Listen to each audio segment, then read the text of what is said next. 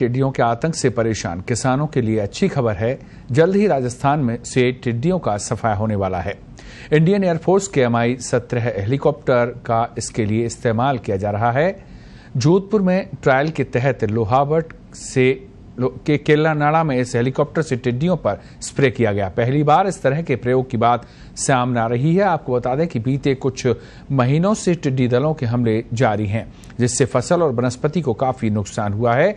दमकलों से भी स्प्रे कराकर टिड्डियों से निजात पाने की कोशिश की गई, लेकिन अब हेलीकॉप्टर से स्प्रे कर इन पर नियंत्रण की कोशिश की जा रही है। तो जोधपुर के कुछ हिस्सों में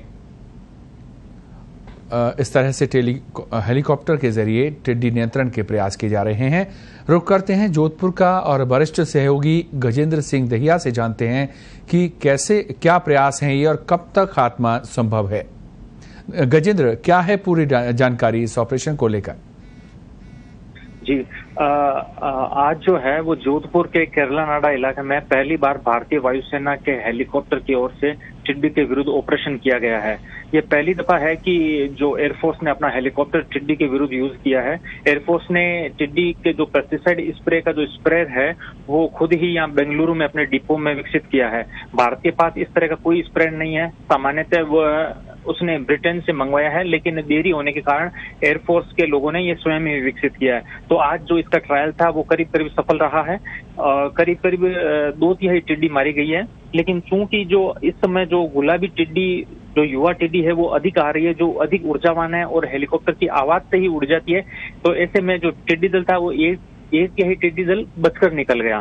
तो 2/3 टिड्डी मारी गई है, ये सफल रहा है। इसके अलावा एक निजी कंपनी का हेलीकॉप्टर है, उसने आज जैसलमेर में टिड्डी के विरुद्ध ऑपरेशन किया। ये उसका दूसरा दिन था। कृषि मंत्रालय ने निजी कंपनी को हेलीकॉप्टर को इसके लिए कॉन्ट्रैक्ट दिया है। जी गजेंद्र, इसके अलावा अगर बात करें इनकी कहां पर तैनाती होने वाली है, किन जिलों में ये तैनात रहेंगे हेलीकॉप्टर, कितने दिन तक ये अभियान चलेगा? और फिलहाल अगर बात करें मौसम की, तो जिस तरह से तेज हवाओं के साथ पाकिस्तान की तरफ से ये टिड्डियां आती रही हैं, तो इसको लेकर क्या जानकारी है और कहां पर इनकी तैनाती होने वाली है?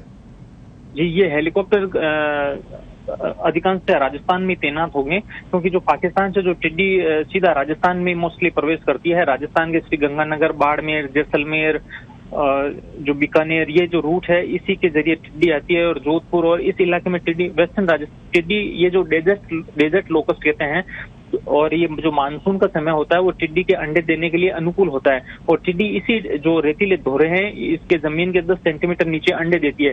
ऐसे में जो हेलीकॉप्टर्स का रुख है वो इसी इलाके के इर्द गिर्द बना रहेगा। और जो वनस्पति को नुकसान की बात कही जा रही थी, तो क्या इस स्प्रे से कोई नुकसान नहीं होगा? जी, जो वायुसेना का हेलीकॉप्टर है वो मेलाथियान पेस्टिसाइड यूज कर रहा है।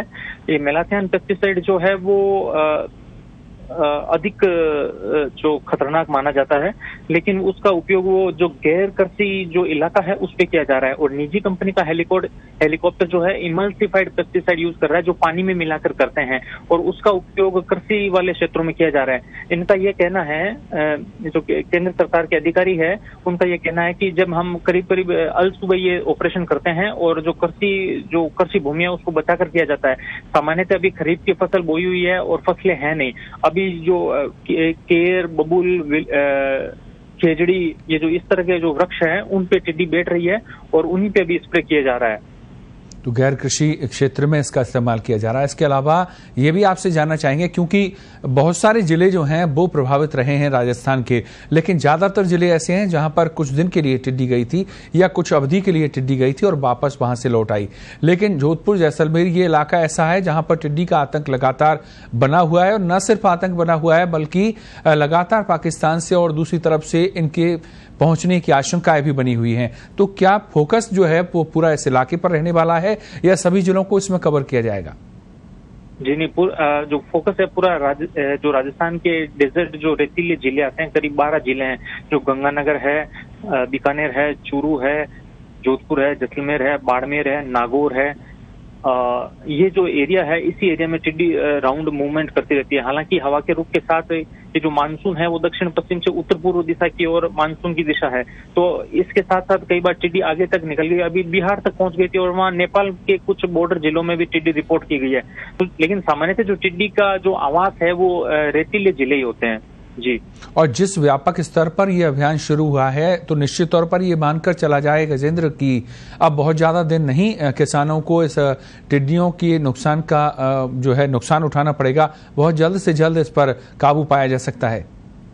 जी नहीं, ऐसा नहीं कहा जा सकता, क्योंकि टिड्डी की समर ब्रीडिंग अब शुरू होने वाली है। अभी थोड़ी बहुत ब्रीडिंग हुई है, लेकिन जो मुख्य ब्रीडिंग है वो शुरू होगी मानसून की बरसात के साथ। हालांकि राजस्थान में मानसून पिछले सप्ताह प्रवेश कर गया था, लेकिन जो एक्चुअल मानसून की जो रेन है वो अभी तक नहीं आई है।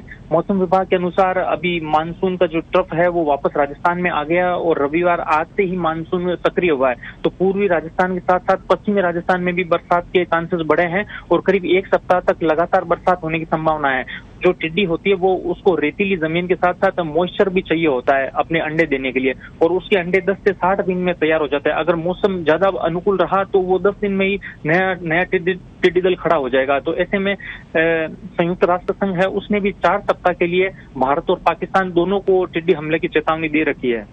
जी, ये खतरा अभी तक बरकरार रहेगा और इसीलिए शायद इस स्तर पर यह कार्रवाई शुरू हुई है। इसके अलावा बात करें टिड्डी चेतावनी संगठन की, आप लगातार उनके संपर्क में हैं, उनका क्या कुछ कहना है, उनका क्या कुछ आकलन है इस पूरे मामले को लेकर? कितनी टिड्डियां जुलाई के महीने में आ सकती हैं, किन जिलों में आ सकती हैं और विभाग इस वक्त क्या कर रहा है? जी, जो हमारे देश में है, जो टिड्डी को कंट्रोल करने वाला विभाग टिड्डी चेतावनी संगठन है, उसका मुख्यालय जोधपुर में है। पूरा टिड्डी के विरुद्ध ऑपरेशन की कमान टिड्डी चेतावनी संगठन ने संभाल रखी है। उसका आकलन भी यही है कि करीब सितंबर तक टिड्डी हमारे देश में सितंबर तक अधिक संख्या में टिड्डी हमारे देश में बनी रहेगी, क्योंकि समर ब्रीडिंग जो टिड्डी की होती है वो भारत पाकिस्तान के बॉर्डर पर होती है और पिछले साल भी टिड्डी फरवरी तक बनी रही थी।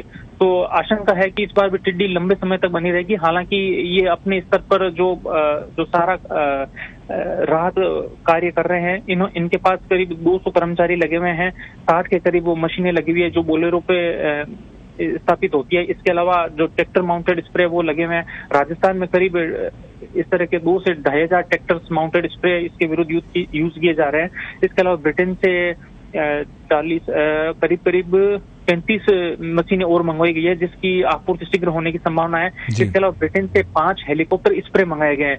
तो ब्रिटेन के जो कोरोना संक्रमण काल था तो उस दरमियान ब्रिटेन की कंपनी को कहीं से पार्ट्स नहीं मिल रहे हैं, तो ये सितंबर में आने की संभावना है।